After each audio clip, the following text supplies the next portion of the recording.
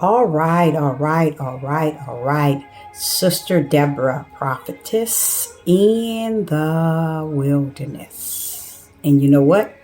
That's all right with me. Coming again on this Devil platform with another message. And I will say this is a lovely morning or afternoon in which the Most High, a higher has made. And I, Sister Deborah, shall. And I will rest therein.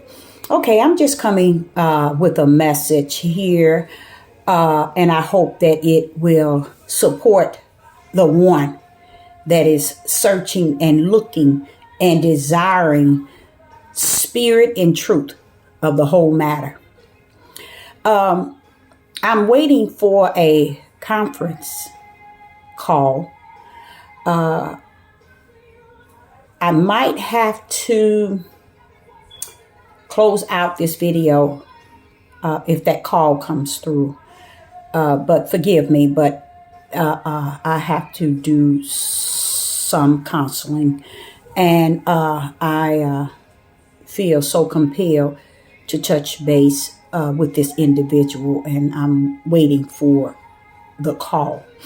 But I feel so compelled also to just speak on this matter of things that we've been taught throughout our lives, that things are to be this way, that way. Oh, you do this, you do that. It's going to be this way, dress this way, eat this way, do. And as time go on, I'm realizing that there are people that would never, ever, ever, and 99.9 would never desire to go in the way of the righteous will of the Father.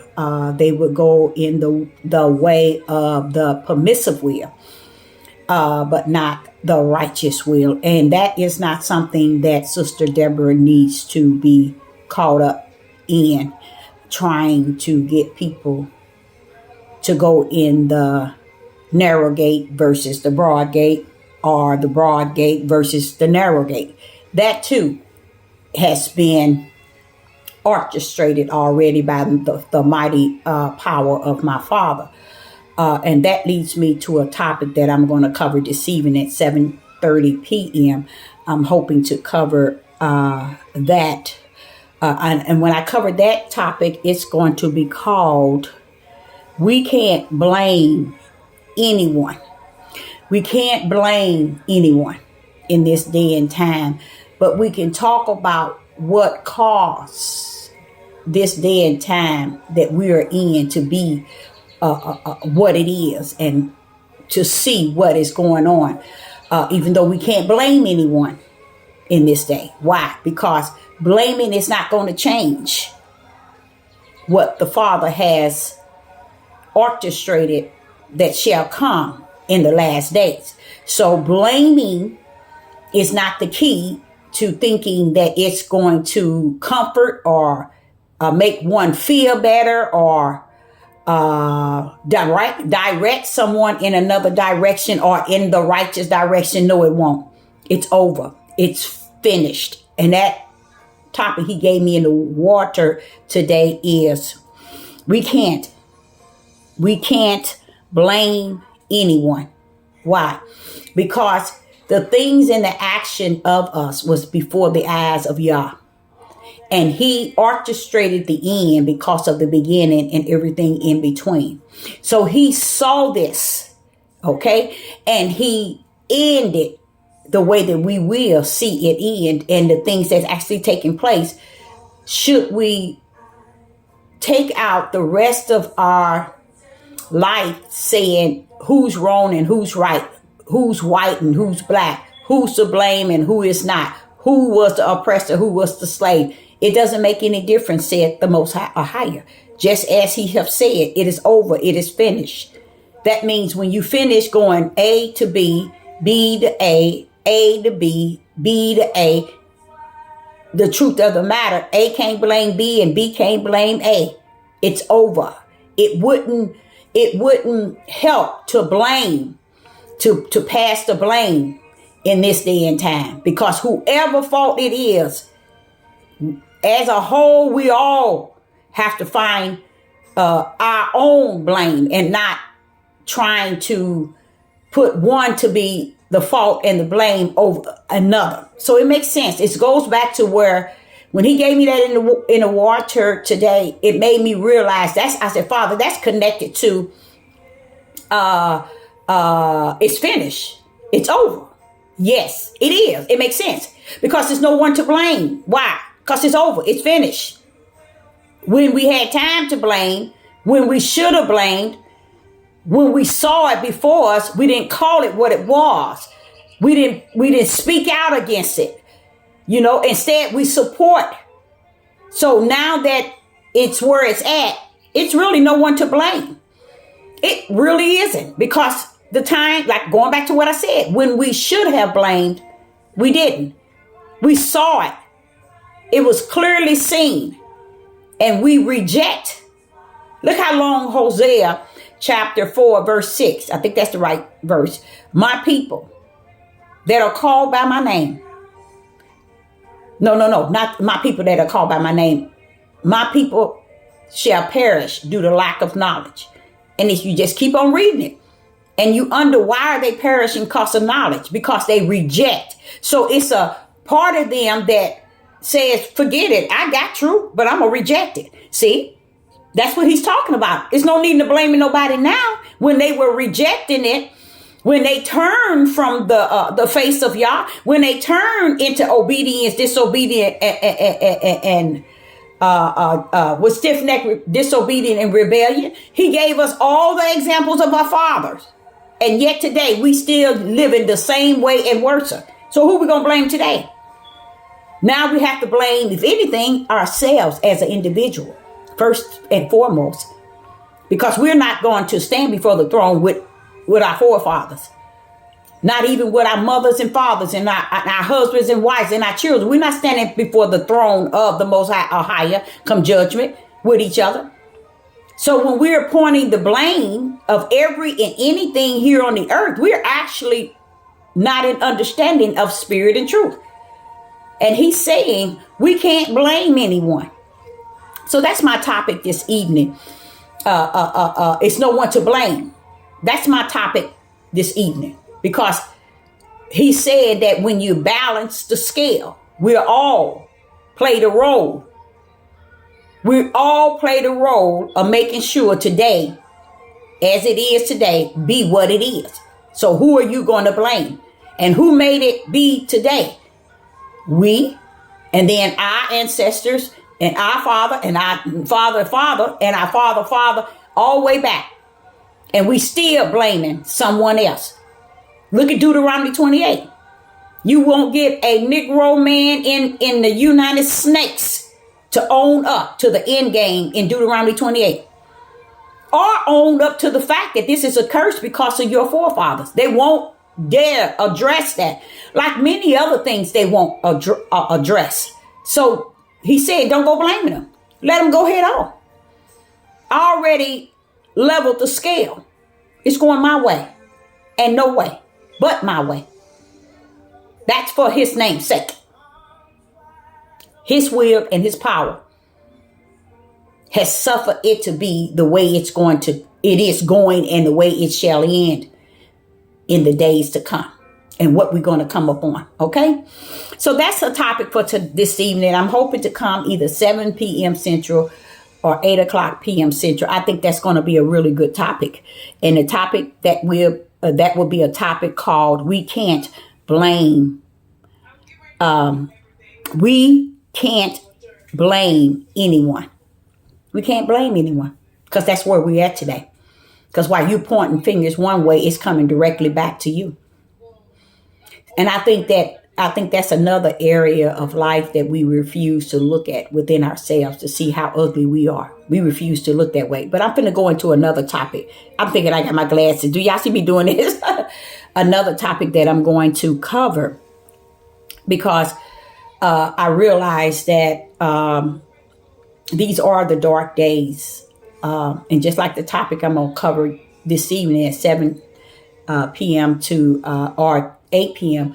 is realizing that so much has been missed It's no need in trying to make someone or trying to get someone to go back and collect up what one has missed. It means that you can get the spirit and truth of the whole matter, but keep it going. Because there's no need in trying to see to it that people get it. Because getting it is not the answer. Getting it is not the breakthrough. Getting it is not being able to walk in the light. Getting it does not mean you got the spirit and truth rest therein. Getting it does not mean that. Because what is going on in this day and time is owning your own, what you are and who you are in the Creator whole mission in itself. And a lot of times once you really dig into you, you'll find out you ain't who you think you are, as far as all that and some, and holy than thou, and I got this and I got that. If you are measured by the scale of the Father, you will come out short, very short. So I want to cover some things because he spoke these things to me and I had to read it. And since I read it, I was like, now, Father, this is really good. It's good to me. It's food to my spirit. Let's put it like that. So I don't know what it would be to you, but to me, it's good to my spirit. So let me look on here and see what I have here. The first one is in Solomon talks about you train up a child in the way that they should go. 99 billion would read that and still yet not know what the spirit and truth of the whole matter rest in what is saying. So I'm going to go there to Proverbs chapter 22 and verse 6. I explained to you all, those that hear Sister Deborah, that I am not a teacher, okay? But I can teach. I have the authority and the righteous will of the Father to teach. The reason why I always said that I'm not a teacher, because I don't know how to go in and come out. I end up going in and get stuck to the word. It's just so much in one verse that I can't even just pull out of it to go to the next, because I'll be so into that one. And when you are a teacher, you know how to go here and there and here and there. But by Sister Deborah being a student of the Holy Spirit, taught from the wilderness, I can't just go into a verse and precept another one and precept another one and precept another one, because I see through the light. You see, I see more than what most people that have studied the front of the Bible to the end to the front in every other book. I see into the verses and the chapters. I see into it. I see behind the word, which is spirit and truth of the whole matter. Okay, so let's go to Proverbs 22 and verse 6. And it reads, train up a child in the way he should go. Now, if a child, now I'm just going there showing you how I just can't pull out. Now, that wasn't even the topic of what I was talking about, but I got stuck in this word called should go. Who is or who has the keys of what way that he should go? And I hear Solomon speaking in here, and the way his dad came up, you know, did his dad train them up in the way they should go? So here goes Solomon saying, train up a child in the way he should go. What way should he go? He's speaking of the righteous way. See, and that's what a lot of people don't understand. He's not saying train him up in the way that you want him to go, you see, or the way you think it should go. Because this is why you get what you see in the world today. It's because of what you see that's given to us, but we don't really understand, or nor have we adapted or adopt spirit and truth within us to understand what way should he go. The way of Yah. The way of what is right. The way of what is righteous. So is he saying to people who don't know the way of righteous and don't know the way? No, he's not talking to you. He's not talking to you.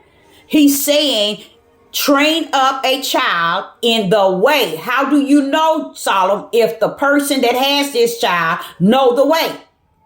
So that leads you to understand he's speaking to someone who knows the way. And Solomon is speaking to the father of these children.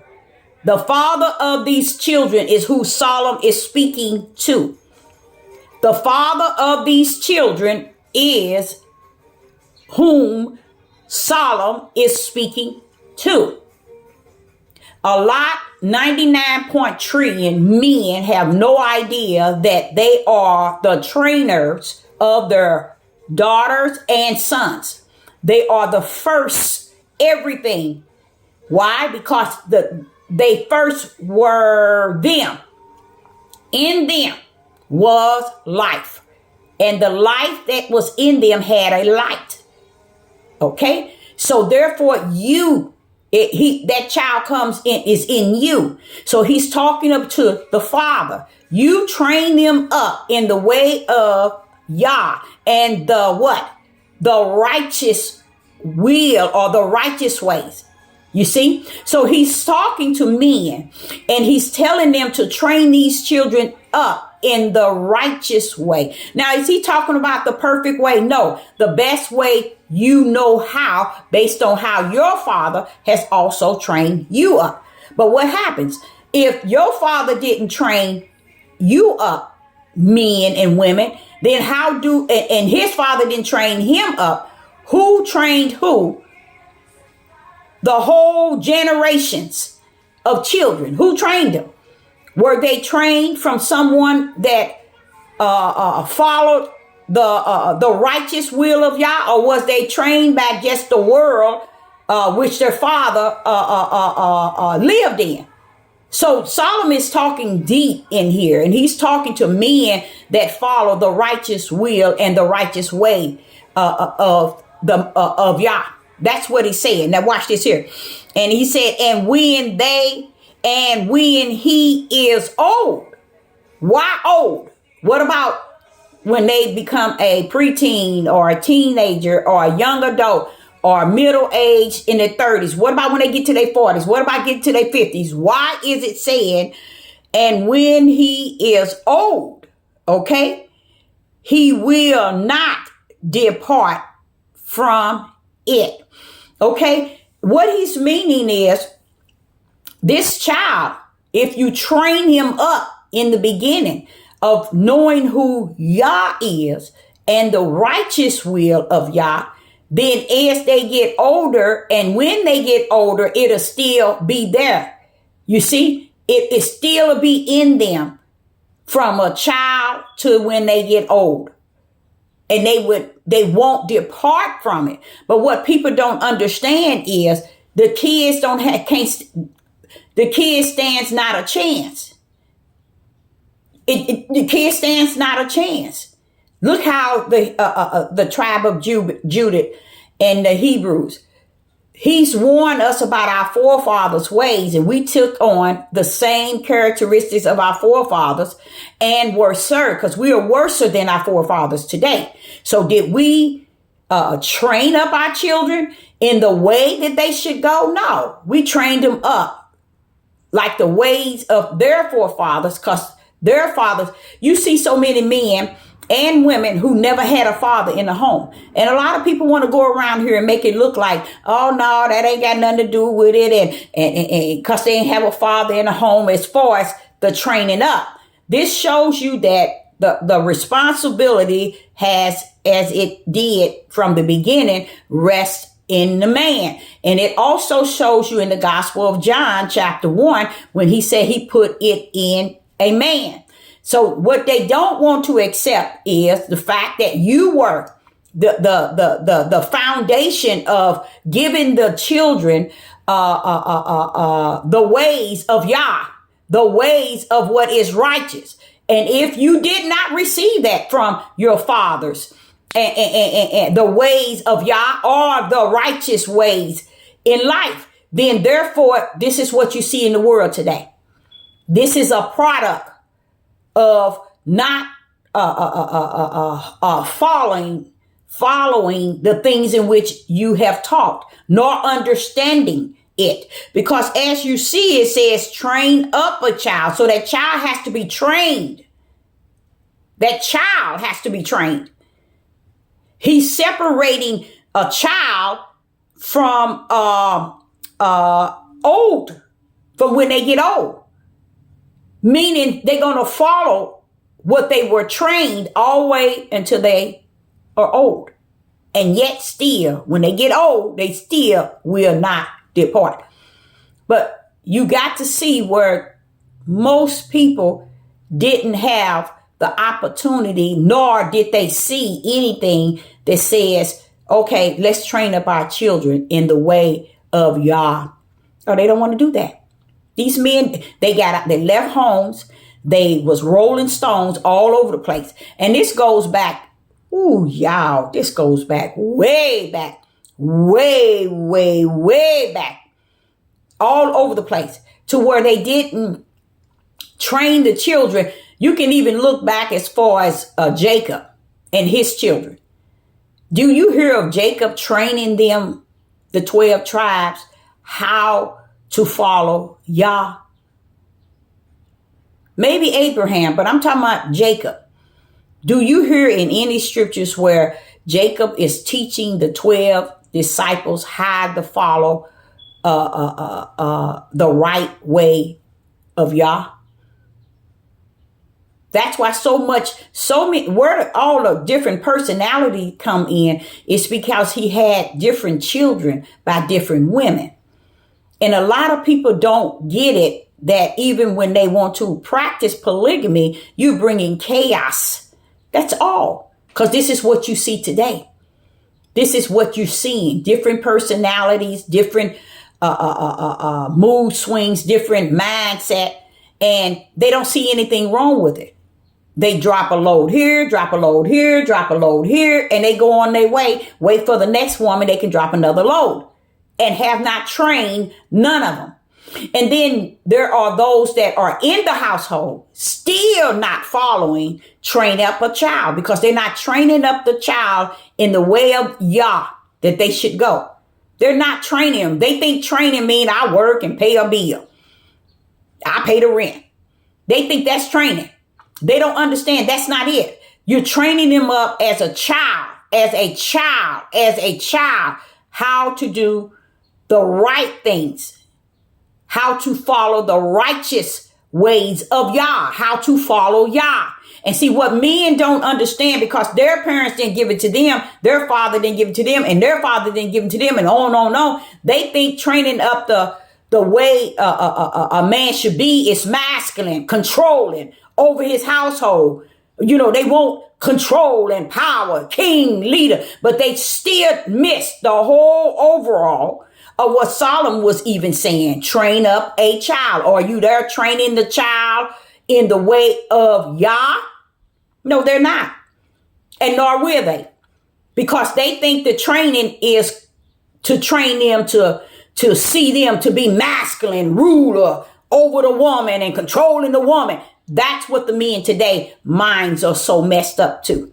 Because they think that is what you teach your sons and your daughters. Daughters, let a man rule you and train you. And they forgot that's not how it's going to pan out.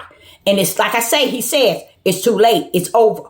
So they can't go back and change it. That's what the Father is saying. When the topic I'm going to talk about this evening is we can't blame anyone, because it's over. That's why you can't blame no one. They done their deeds. They didn't rest in it. They continue it today.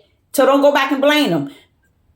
Yah has already assigned the judgment.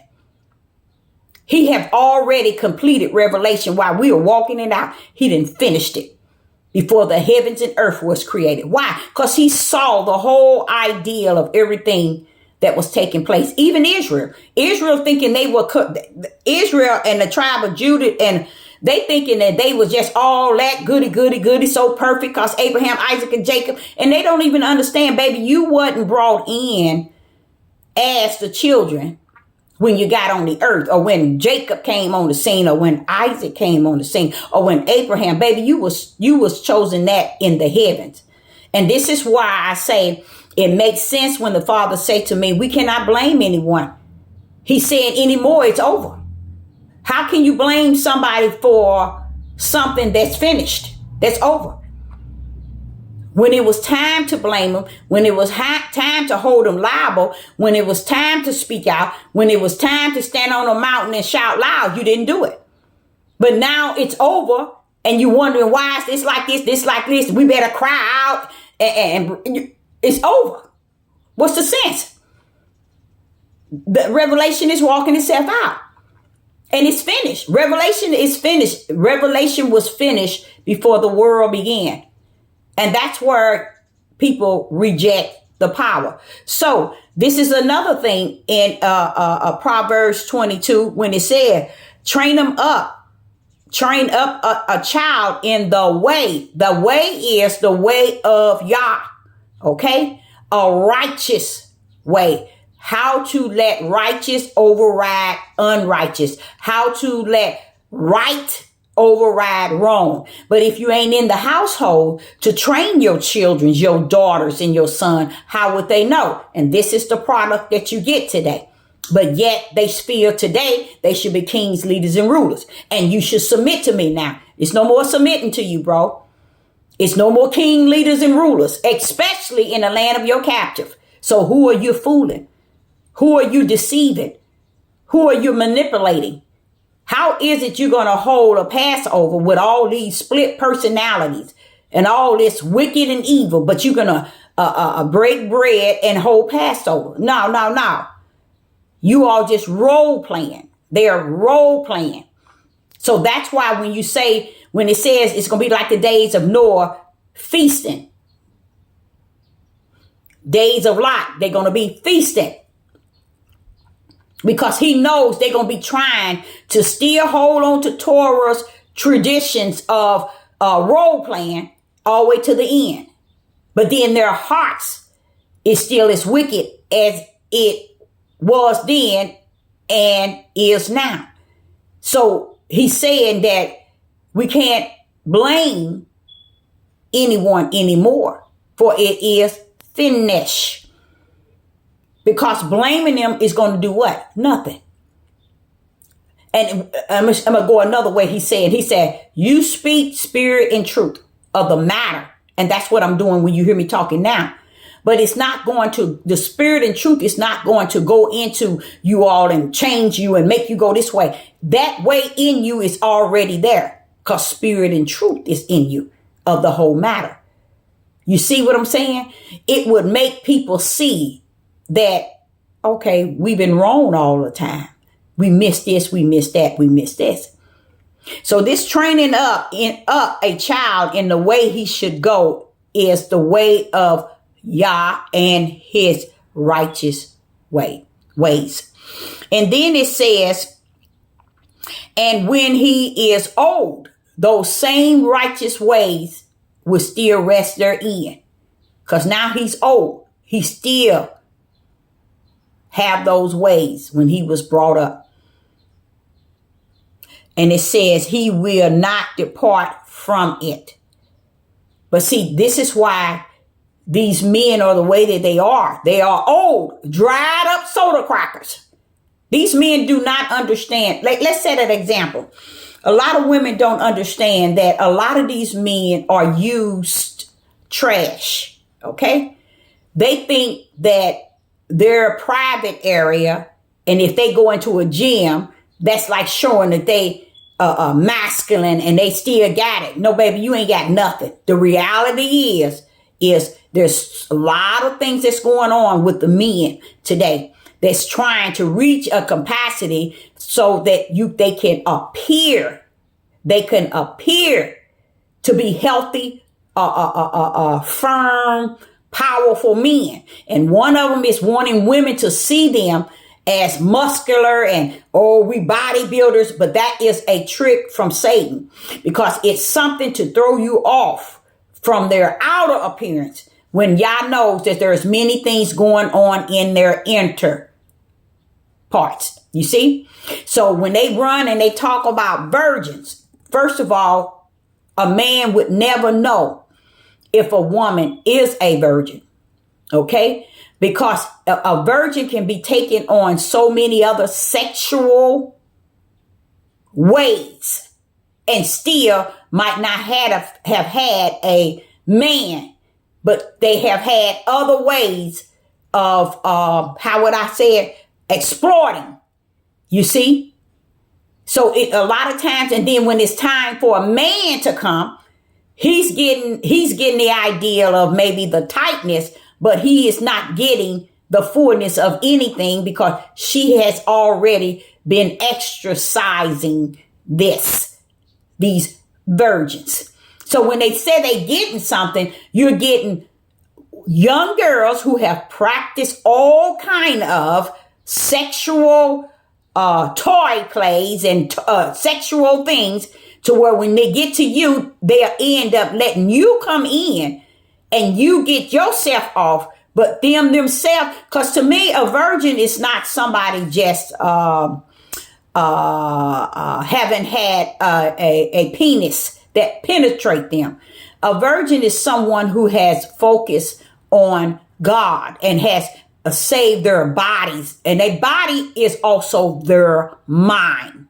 Do you get what I'm saying? Their mind. But see, this is how it shows that the men are so warped in their mind thinking, is because they thinking, if I enter, I'm knowing I'm the one getting in, and it becomes a mental thing with them. And that's what they're doing on this forum, this breeding forum for virgins at Pastor Dow. And he wants them to think that they're getting something. And you're not really getting anything, bro, because she might find more pleasure in what she was doing before you even enter into the door.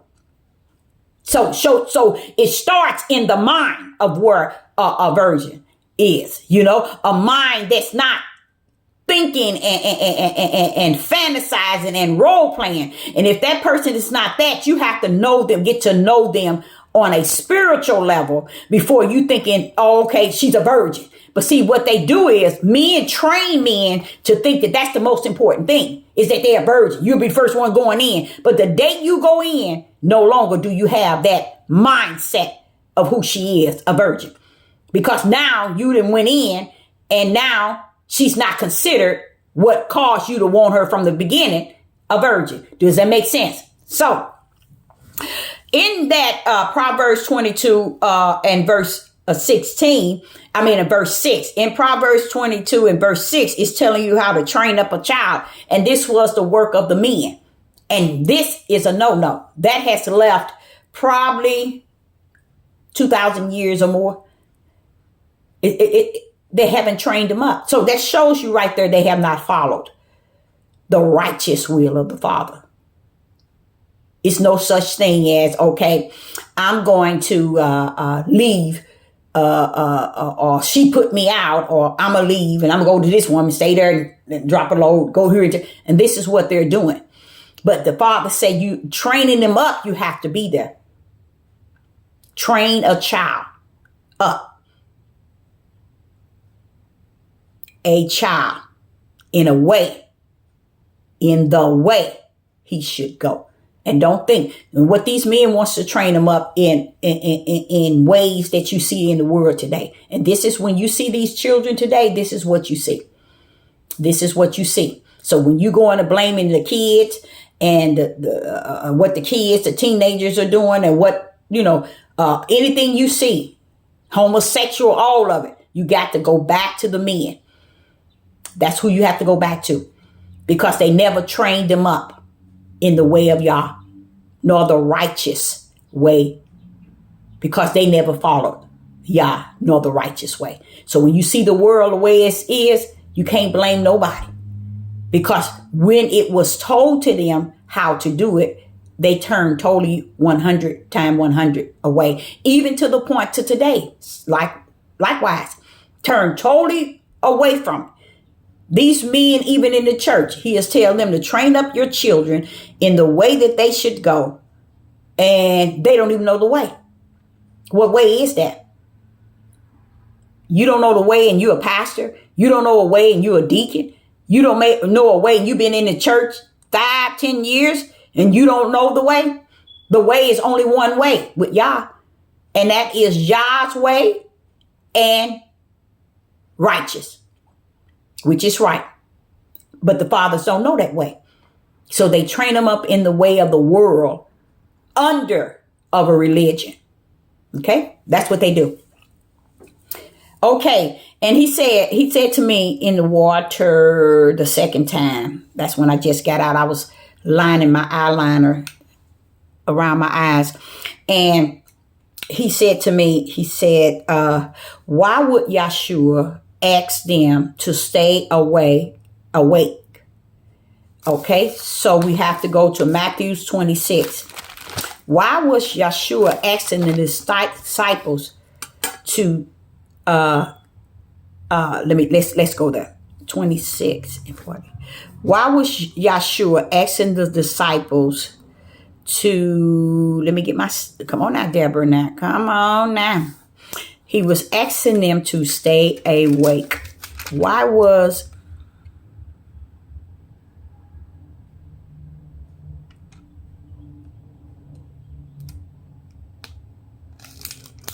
Matthew's chapter 26.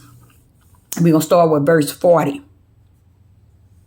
Matthew's chapter 20. You know what? I think I'm going to have to bump it up to verse 29 because I want to show you where the Son of Man got in the flesh. Okay? I want to show you how Yeshua was separated from the Son of Yah right here at this point. Matthew's chapter 26. And we're going to start with verse 39. And he went a little further. Verse 39. Matthew's chapter 26, verse 39. And he went a little further and fell on his face and prayed, saying, "O my Father." Okay. "If it be possible, let this cup pass from me. Nevertheless, not as I will, but as thy will." What was actually taking place? Yeshua is at a point where he's in the flesh. He's in the flesh and he's feeling that thing. He's feeling that thing. He's feeling the mission itself and everything that comes along with it. Okay, not the mission itself, but the end. So he's feeling it and he's doing what? He's praying to who? He's praying to who in 39? And oh Father, this shows you what I was trying to explain to you, how I believe Yeshua did a excellent, one time, million, trillion time, perfect, separating himself from the Father. And you hear the whole world saying he is the Father and his Father in him is one. You see, they didn't understand the mission from the beginning. You see, so when people don't understand what took place before the foundation of the world, nor were they taught by the Spirit of Yah of really things that has taken place that has orchestrated things to go the way that we are reading them to go. But we don't want to see it that way. We want to see it where we want to place it and where we want to understand it to be. But here is Yeshua. He's fell to his face and he's down on the ground praying. Okay. And he says, "Oh Father, if it be possible, let this cup pass from me. Nevertheless, not as I, Yeshua, will, but thy will. That is the example I have been on this Deborah platform trying to explain to people. Yeshua is the son of Yah. It's the son of man. He is the son of man, came in a woman, born of a woman. And the son of Yah is the father that came down with him, okay, to see it through in him. Here he's praying to him. He's on the ground with his face, y'all, on the ground, praying to the Father. Now, if he is the Father and his Father and him is one, then how is it that he separated 39, let this cup pass from me, nevertheless, not as I will. He's separating his will from what? But as thy will. He's showing you too. But it's too late. Going back to what he said, the topic tonight is about, we can't blame anyone. It's finished. It's over. If what he's saying is, it's no need in blaming nobody. Everybody should have been blamed and saw it for what it was, and they didn't. And it wasn't that he didn't know that they wouldn't. He knew that they would do it this way. That's why he predestined everything and prophesied how it's going to end based on what he saw in the heavens at the beginning. He already seen it. So even here, I like this because Yeshua is actually sending a message to me, Deborah. I'm trying to show you how I was separate, but yet oneness in the mission. But I was separate before the mission and was brought down for the mission as working it with me, the Son of Man, and working it with the Son of Yah. And we came to work it as one. Okay. So here you see he separated the Father and himself. And then you get to verse 40. And he cometh unto the disciples and find them asleep, and said unto Peter, what, could you not watch with me 1 hour? He wanted them to watch with him 1 hour. Means just stay awake with me, because he was going through it like a man. See, many people don't know why he's saying to the Father the bitter cup, because that's what stage he was in the flesh, meaning Yeshua as the Son of Man. He was feeling that flesh. He was feeling that thing without the Father. You see? So, which the mission was to go to the cross, to lay your life down for flesh of man's sins. So he was laying it down as the flesh of man's sins, you see, and so that they can be redeemed back in the spirit of Yah, to Yah. So he was coming for the flesh to lay it down for all man's sins. Okay. Now, in verse 40, it says, and he come unto the disciples, and he find them asleep, and said unto Peter, what, could ye not watch with me 1 hour? See, now he's wanting Peter to stay up with him, because Peter is flesh, and now he's feeling it like flesh, and he wanted them to stay up while he go out to pray. So verse 41, it says, watch and pray. This is what he was saying to Peter. Watch and pray that ye enter not into temptation. The spirit indeed is willing, but the flesh is weak. There you go again. Where's the soul? Where is the soul in this? This is why I try to explain to you all that when the soul came into the ministry and into everybody's heart and mind and in their mindset, it caused people to not to see the severity of flesh versus spirit. And here you see in verse 41, Yeshua said, watch and pray that ye enter not into temptation. The spirit indeed is willing, but the flesh is weak. So it's separating two, flesh and spirit. Don't forget, this is also what he was saying in 39 to the Father. Take away this bitter cup. That bitter cup was the flesh feeling that thing, feeling that mission of what was about to happen. But he knew that that was his whole purpose. Not my will. I want to go toward the will of your purpose, your will, Father, for your name's sake. That's what he's saying. Okay. Not mine, but yours. Separating himself from the Father. Okay. And he's saying now, because he's feeling that thing, and he's telling Peter that the spirit is indeed willing to stay up with me, but the flesh is weak. The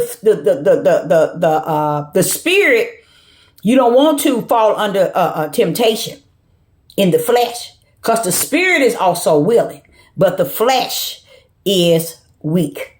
Okay. And this is what was falling asleep, the flesh. But he wanted the flesh to stay up with him because his flesh was feeling that thing. So he wanted them to stay up along with him.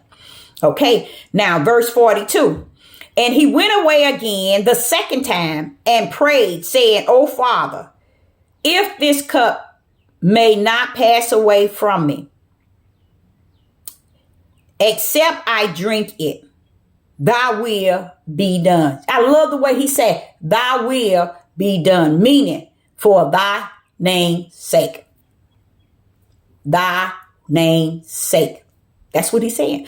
And here he said, oh Father, if this cup may not pass away from me, it's not going to pass away.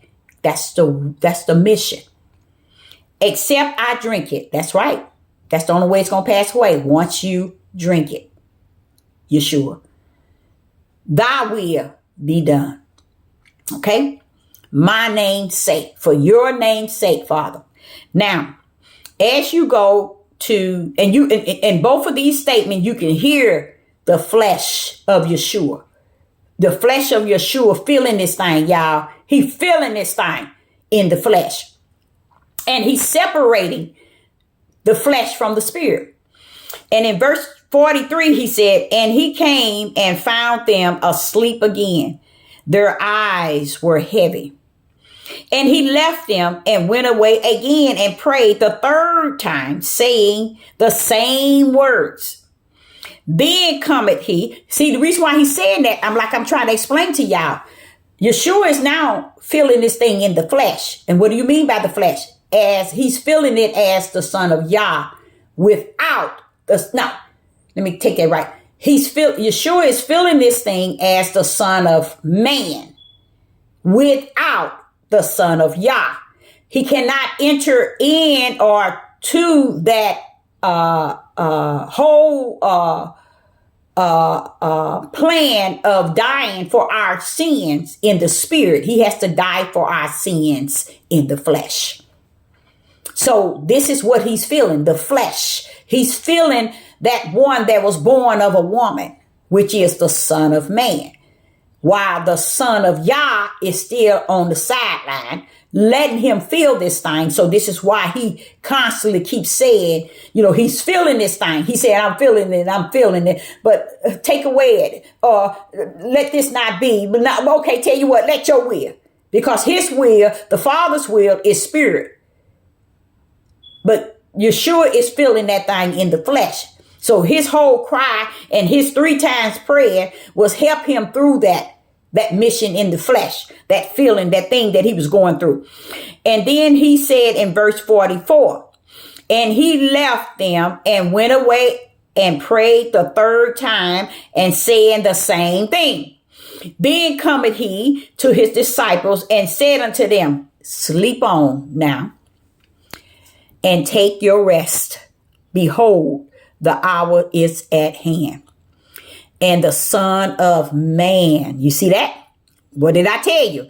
The Son of Man. Now, you don't see the Son of Yah, because the Son of Yah is on standby. He got to go in that grave with him after he has given up the ghost of the flesh of man. That's why when he got on the cross, he was saying, Allah, Allah, Abba, why have thou forsaken me? That's the same cries he was saying when he went out and prayed on his face, telling the Father, take away that feeling, take away that pain, take away that sorrow. Not my will, but thy will. Let thy will be done. Because that was what he was going through in the Gethsemane. He was going through the flesh stage of realizing that, okay, flesh got to go down. It is the hour that's what is at hand, and the Son of Man. Now, where is the Son of Yah? He's on standby, present, close. And it says here, and the Son of Man is betrayed into the hands of the sinner. Rise, let us go. Behold, he is at hand that doeth betray me. So this is going back to what I was explaining to you all. When I told y'all in Genesis, he said if they missed Genesis chapter 1, verse 26, really pretty much Genesis 1 and Genesis 2, the chapters before he really allowed the sin to have its way. He was telling you that there was a time where I wanted you to see and really pay attention to some of the perfect will is at the beginning, where you can see how Yah's mindset was. And for you to get to know also in Genesis chapter 1, you to get to know who Yah is and who his power is. But what they did, they denied the power and accepted Yah as all and some. And then they connected the Son of Man with Yah as one. And they can't do that. See, and that's what I'm saying, where he says to this evening, the topic is going to be about, we can't blame anyone, because the time that we could have blamed and we should have, and we had the opportunity to do things right, the way we thinking, the way we feeling. Like some people say, he said, stand on a mountain and proclaim the whatever of Israel. They just running their mouth to make you think that they doing something. But it's like he said, it's over. And that's what made me realize yesterday when he was telling me about the topic yesterday. I said that, you know what? That's pretty much saying it. That's it, ain't it, Father? He said, yep, I'm getting it, y'all. I'm getting it. And I'm glad that I'm getting the fullness. But it's taking him to feed me every day, spirit and truth. Okay? So that's a good thing there. I love that. I love that. And those are two things that were brought to me, not me to them, to this here YouTube, but this was brought to me, and I felt compelled to just bring it to you and let you know that this is some of the other items that's you really can't blame anyone anymore, because now it's all in the hand of the Father. Now everything is being orchestrated by the Father. Now who you gonna blame? You can't blame. Everything is in Revelation. It's the orchestration of the Father's power that we never knew of, and his will. Everything is being done for his name's sake, meaning his will and his power, while we're standing around trying to control people based on churches, YouTube, and leadership of all kind. And everybody seems to think that they got this, they got that, they got this, and they just feeding a bunch of people. Right now, I don't want my flesh to be lied to. I want the food of the Spirit. So I know what tomorrow darkness is going to come before or be in the presence, because so my light should always be shining, because the darkness is taking over the end days. And it's no reason to get to fear, because knowing that and he's dealing with you every day, telling you this, because I noticed something that's I think is very powerful. I've seen black and white men get on this devil platform teaching this word at a level of where they just so into people. They're not called to be pastors. They're not called to be no type of leadership. They just on here and then took up the position. And because the devil's platform says anybody is welcome, and you can make a lie, you can say who you are, you can portray you this and you can portray you that. But when it's all said and done, you can just do you. And what I'm seeing is great people following the multitude. So when I brought that before the Father, he said it follows the biblical saying as well as spirit and truth. These are the last days. Many false prophets shall rise. Why do they use the word prophets? Because those are the ones that was back in the Bible days, that was speakers of Yah. Satan's going to send his out in great numbers, and they're going to rise today, and they're going to deceive the people so bad to the point where the broad gate is going to almost bust open. That's just how bad it is. And I'm just sitting here watching it.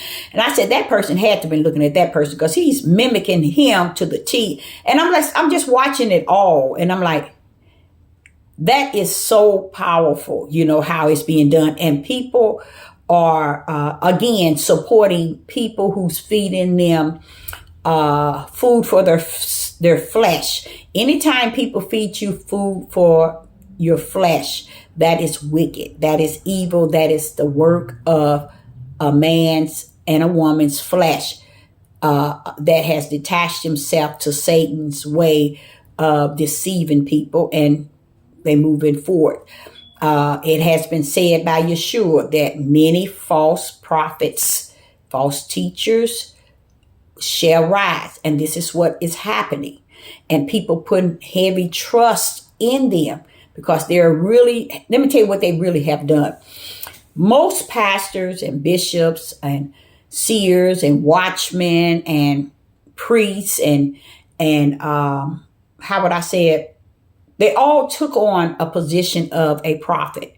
That's why I like what it says that many false prophets is because they have left the position they started with. Now they're taking on the word prophet, even though they might not put that in front of their names or in the back, or they may not say it. The good thing is about it that Yeshua has warned us, Yah has warned us, the other prophets has warned us that these false prophets, they're false teachers, they're false bishops, they're false seers, they're false watchmen, they're false Maureen, they're false in the way they're taking on the prophet position. That's why you can't get the prophets, the true prophets, to be the spoken ones. It's because the pastors are claiming they prophets. The deacons are claiming they prophets.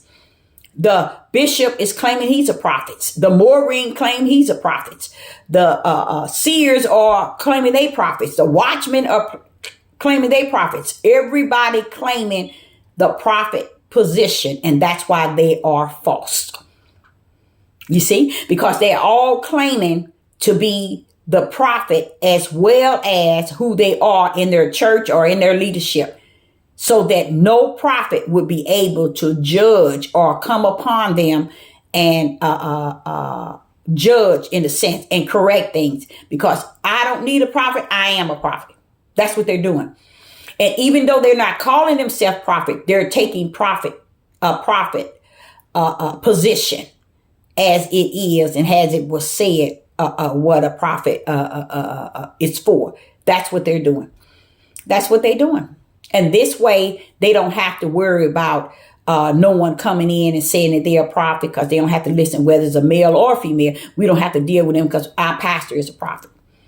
He's taking the prophet seat. So that's why that word false, that's why that false coming in, you see, because they are false prophets. It's not that they are prophets being false. They are false prophets. That means they are false, entitling and living up under the ways of a prophet. It's deep, y'all. It's deep, but it's all well.